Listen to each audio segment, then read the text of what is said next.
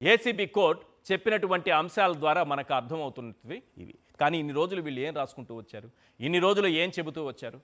నేను మిగతా పాయింట్స్ అన్నిట్లోకి వెళ్లకుండా 2 వీడియోలు మాత్రమే ఎందుకు చూపించానంటే, ఆ వీడియోల ద్వారా మనకు క్లియర్గా అర్థమవుతోంది కదా. ఆ వీడియోలు చూపించారు, బయట ప్రపంచాన్ని నమ్మించాలని ప్రయత్నించారు, వీడియోలు రిలీజ్ చేశారు.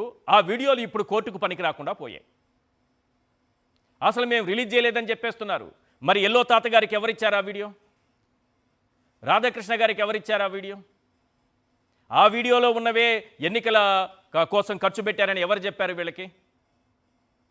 ఆ తరువాత అందులో 2000 రూపాయల నోటు కనిపించగానే ఒక్క పాయింట్ లేవనెత్తగానే ఎక్కడోళ్ళు అక్కడ పరారు.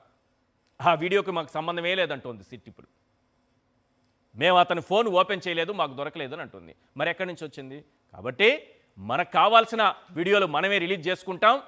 ఒకవేళ ఎవడు ఏమీ దీంట్లో పాయింట్ పట్టుకోకపోతే ఉపయోగపడుతుందేమో చూద్దాం.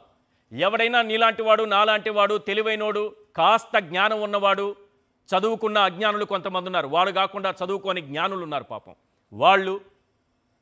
వీళ్ళందరూ అందులో ఏదో ఒక తప్పుని పట్టుకుంటారు, ఒక క్వశ్చన్ రైజ్ చేస్తారు, దెబ్బకి సిట్టి పారిపోతుంది. అదరగొట్టే కారం రంగు రుచి ఆచి కారం పొడి.